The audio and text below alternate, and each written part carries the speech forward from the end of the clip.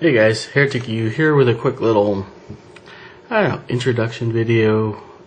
Maybe this will kick off a series. I don't know. I don't normally do board games, but this is one of my favorites, and I figured we'd talk about it. I finally got a copy of it last week, and yeah.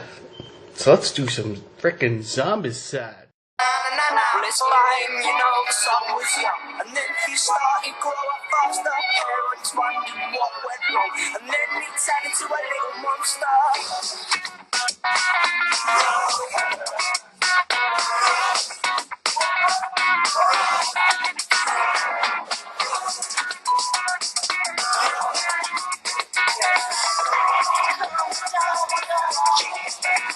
So yeah, Zombicide's been out for a while. In fact, there's season 2 that's out, and the expansion called Toxic City Mall. Now I just picked up this copy a week ago and started playing the heck out of it and really enjoying it. So I thought I would perhaps do a series of videos before the start of next Blood Bowl seasons about Zombicide. I don't normally talk about board games, but I think Zombicide is one of those, hybrid sort of cross between a tabletop game and a board game that kind of bridges the gap. A lot of players that don't necessarily know anything about tabletop gaming could pick up this game pretty easily, and it could sort of serve as a gateway into full-fledged tabletop gaming. As far as your regular gaming group, this is a perfect diversion. If you're maybe sick of playing War Machine or whatever your game of choice is, Zombicide's a chance for you and the guys to get together and play as a group instead of playing against each other. In that being the case in many tabletop games. So I figured I'd break out my set and show you.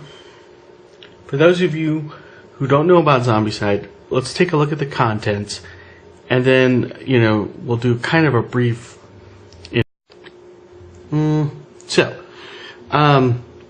Inside the box, you're going to get 40 walkers, and that's right. I painted my entire set, just because, yeah, I think it looks awesome that way. Now you're only going to get, I think, 5 poses for your walker, so it gets a little bit repetitive. But if we zoom out, zoom out. There we go. If you change up the colors even just a little bit, they sort of, when you mix and match them, they look pretty much like a random crowd of walkers. So yeah, that's the walkers. Okay, so here you go. Here are the runners. Now you only get 2 poses for the runners, or I should say sculpts. The runners are think of runners like your 28 days later type of fast zombies.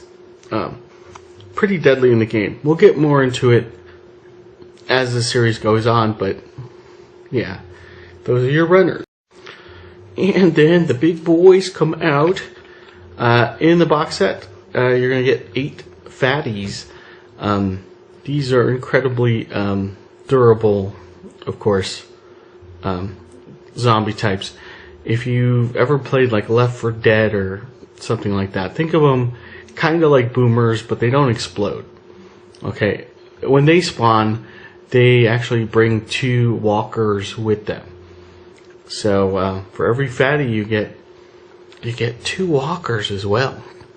So that's what makes them dangerous. Also, only certain weapons with a high enough damage profile can actually take them off the board. Okay, and you also get 6 survivors. So these are the player characters for you and your buddies. Like I said, Only basic box set. I didn't get any promo survivors. So this is what you get. So you got Wanda, who's sort of your chainsaw wielding waitress there. You got Doug. Kind of reminds me of a certain Michael Douglas. This game has a lot of pop culture references, so it's pretty cool. So yeah, that's good old Mike Douglas from Falling Down. You got Phil the cop. Yep, he's your Rick from The Walking Dead. Josh, who I was told is the kid from Breaking Bad, but I don't watch that show, so I don't know. And then you got Ned, who's supposed to be George A. Romero. And then Amy, the goth chick from NCIS. So these are your starting survivors. There's more, of course, in the expansion and in Season 2. And if you jumped onto the Kickstarter, you would have got some really cool ones. And finally, the Abomination. This is the super zombie. Mine's still a work in progress. You can see the feet are not done on him yet. They will be. But, you know, right now he's pretty much good to play. Some details need to be picked out on him. But what makes him so deadly is that, only the Molotov cocktail, or only weapons that do 3 points of damage, can take him off the board. So he's pretty scary. But we'll go over that more in detail as this series goes on. What else you get in the box? So you're going to get a set of six dice. Okay. These are experience trackers. They actually hook on to, pull out a card here. You're going to get a card for each player. Whoops. Zoom out. There we go. And each player is going to have an experience bar, starting off from blue to ending off at red. Now, as you kill zombies or get objectives, you'll be scoring points. And so what these little experience trackers do is they clip onto the card, and you could just sort of slide it along. So very important, do not lose this. You also get a ton of these markers. So these are like representing zombie spawn pits. You have markers for doors, either closed or smashed open. You're going to get a deck of cards that's actually divided into two main decks. And there's a deck there's cards in here for wounds. These are for spawning zombies. You flip those over randomly. And then there's equipment decks, or equipment cards, which you get when you search in buildings and stuff.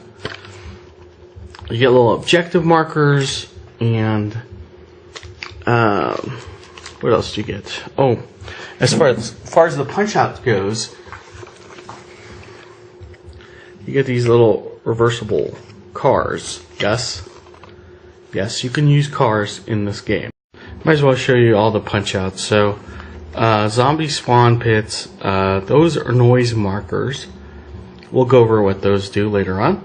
You can see a car and stuff that I punched out. You also get this zombie first player token who looks a lot like Nosferatu, which is pretty cool. A card for each character. So, there's Phil. You already saw Joss's. Doug. Ned's dead, baby. Ned's dead. Wanda. Yeah. And Amy. So you get those cards. And of course, it wouldn't be a board game without boards. So you're going to get 9 of these. Running out of room on this little table here. 9 of these double-sided, full-color tiles. And what's really cool about these is each one is marked, because as you go through the scenarios, each scenario has a map in mind, and so you can just sort of look at the letters and line up the picture that's in the rule book. Speaking of the rule book, you guessed the rule book. Full color, nicely done. Let me show you example of a mission. So example, if we were going to set up mission number 2, they show you a picture of the map, and they show you where to place the markers, where to place the doors, everything you need to know, including your objectives, and it's pretty straightforward and easy. Anyways, that's basically it for the intro of Zombicide. Like I said, the reason I'm talking about this game and excited about this game is I think this is one of those games that truly can reach out to non-gamers and gamers alike, and it's sort of like this middle ground between a full-fledged tabletop game and a board game. So it's a little less intimidating than trying to teach someone, say, like 40K or something like that, which is a horrible no, I already went through that. Anyways, that's Zombicide, the introduction. I guess we'll go over some mechanics or everything. It's a pretty easy game to play, so it shouldn't be a very long series, but it's something that it's just super fun to play. Last time I played, I actually showed my coworkers, and they're really digging it. And they are not tabletop gamers; they're mostly the video game type. And so, yeah, I think I've got a few converts already. Anyways, here to take you out. Stay tuned for the next part. I think I'm gonna cover, mechanics and whatnot. Alright, see you in the next one. Bye. Oh, did I also mention it fits all nicely and neatly in one box? There you go. And that's Zombicide. Can't close this with one hand. Crazy. There you go. Done!